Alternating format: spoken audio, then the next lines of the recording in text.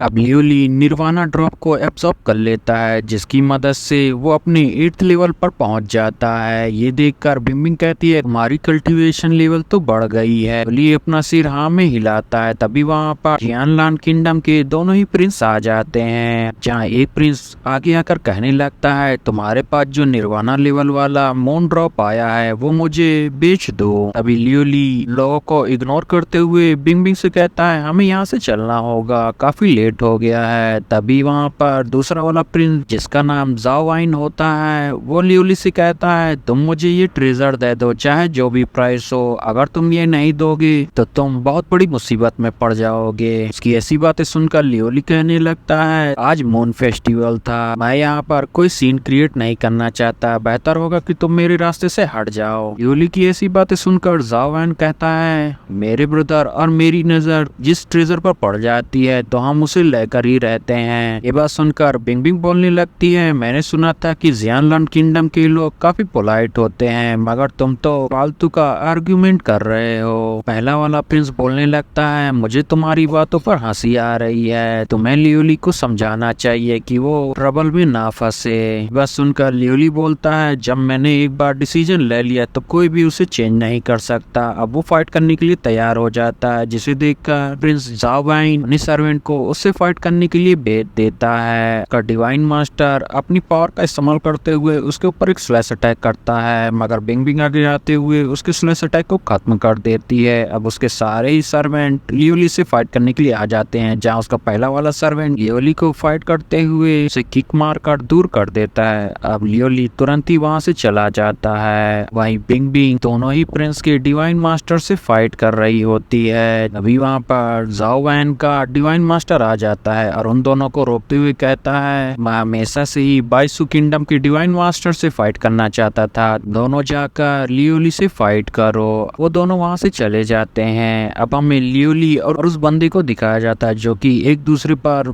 Punches की बरसात कर रहे होते हैं, जहाँ पर लियोली और उस बंदे का पंच एक दूसरे से लगते ही वो दोनों एक दूसरे से दूर हो जाते हैं। जहाँ वो बंदा ये देखकर कहने लगता है तुम्हारे पास कुछ स्किल्स भी हैं। लियोली तेजी से उस बंदे को फाइट करने के लिए जा रहा होता है, तभी वो दोनों पीछे से उसके ऊपर अटैक कर देते हैं, जिससे बचते हुए लियोली उन लोगों के ऊपर अटैक करने के लिए तैयार हो जाता है। तभी वो डिवाइन मास्टर लड़की तुरंत ही अपना एक क्लोन बनाकर उसके ऊपर अटैक करने के लिए आती है, जिसे देखकर लियोली तुरंत ही अपने मैजिकल हैंड से उसकी गर्दन पकड़ लेता है और उसे पटक देता है। अब वहाँ पर काफी ज्यादा धुआं हो जाता है, जिसे देखकर वो दोनों सर्वेंट रुक जाते हैं। तभी लियोली उन दोनों के पीछे आ जाता है। अब हमें बिंबिंग को दिखाया जाता है जो कि उस डिवाइन मास्टर से फाइट कर रही होती है। तभी जाओ यान का डिवाइन मास्टर उसे घायल कर देता है, जिसे देखकर वो कहने लगता है तुम थोड़ा रेस्ट कर सकती हो। ये बात सुनकर बिंबिंग कहती है मुझे कोई जरूरत नहीं है, और वो थंडर फॉर्मेशन क्रिएट करके उसके ऊपर अटैक करती है, जिसे देखकर वो तुरंत ही अपने ऊपर एक शील्ड बना लेता है और वो थंडर सीधा ही बिंबिंग को हिट कर जाता है। ये देखकर वो डिवाइन मास्टर खुश होने लगता है। तभी बिंबिंग गुस्सा होकर उसके ऊपर काफी ज्यादा थंडर की बरसात कर देती है, जिसके वजह से वो वहीं पर बेहोश हो जाता है। अब बिंबिंग भी काफी ज्यादा घायल हो जाती है, इसलिए वो भी बैठ जाती है। अब हमें लियोली को दिखाया जाता है जो कि अपनी पावर का इस्तेमाल करके आगे बढ़ रहा होता है। तभी वहाँ पर जाओ वाइन लियोली के ऊपर अटैक करने के लिए आ जाता है, जिसे देखकर लियोली उसके ऊपर एक पंच मारता है और उसे दूर कर देता है। ये देखकर जाओ वाइन काफी गुस्सा होता है और अपनी स्पिरिचुअल बॉडी का इस्तेमाल करते हुए लियोली को मारने के लिए आगे बढ़ता है। अब लियोली उसे फिर से एक पंच मार कर रोक लेता है। अब ये देखकर वो परेशान होने लगता है। तभी लियोली अपने दूसरे हाथ से उसे एक और पंच मारता है, जिसकी वजह से उसकी हालत खराब हो जाती है और वो काफी दूर जाकर गिरता है। लियोली वहाँ पर खड़े लोगों से बोलता है कोई और भी है जो मुझसे फाइट करना चाहता है। अब सभी लोग वहाँ से दूर हो जाते हैं। वह दूसरा प्रिंस भी शांत रह जाता है। अब लियोली बिंबिंग को लेकर वहाँ से चला जाता है। अब हमें इंपीरियल मास्टर को दिखाया जाता है जो कि कोई ट्रेजर बना रहा होता है।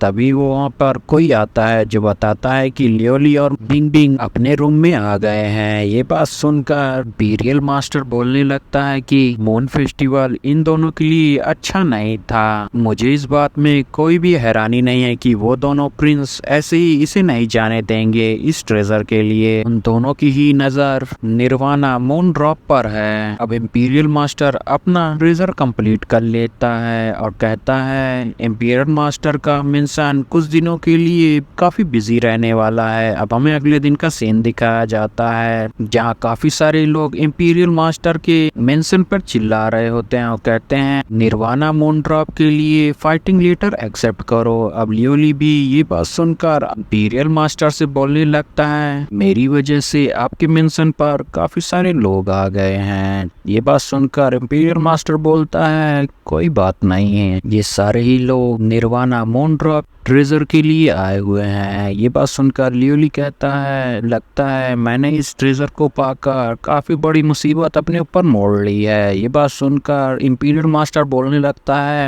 है तुम इस ट्रेजर से खुश नहीं हो। मैं ऐसी जगह जानता हूँ जहाँ तुम्हें कोई मदद मिल पाएगी। अब हमें फेंटियन चैम्बर को दिखाया जाता है जहाँ पर लियोली वहाँ पर रखे काफी सारे ट्रेजर को देखकर कहने लगता है कि यहाँ ज़ाओ पेविलियन की तरह ही काफी सारे ट्रेजर हैं। ये बात सुनकर वहाँ का एल्डर बोलता है तुमने सही पहचाना है, हमारा ट्रेजर ज़ाओ पेविलियन की ट्रेजर की तरह ही है। अब हमें उसका नाम पता चलता है जो कि बाइली शेंग होता है। अब लियोली को वो ग्रीट करता है जिसे देखकर लियोली भी उसे ग्रीट करता है। अब वो बोलता है तुम्हें लग रहा होगा कि आखिर मैं यहाँ पर तुम्हें क्यों ग्रीट करने के लिए आया हूँ। तो लियोली बोलता है आप मेरे निर्वाणा मून ड्रॉप के लिए आए होंगे। ये बात सुनकर बाइली शेंग हंसने लगता है और कहता है इसे तो हर कोई चाहता है ताकि वो अपनी कल्टीवेशन गोल्डन लेवल तक पहुँचा सके। अब लियोली निर्वाणा मून ड्रॉप को उसके हाथ में देने वाला होता है मगर तभी वो अपना हाथ पीछे कर लेता है और कहता है क्या पता तुम इसे अपने ऑक्शन में बेच दो। तो ये बात सुनकर बाइली शेंग कहने लगता है हम बिना परमिशन के इसे नहीं बेचने वाले। अब वो उसे लॉकर में बंद कर देता है और वहां से जाते हुए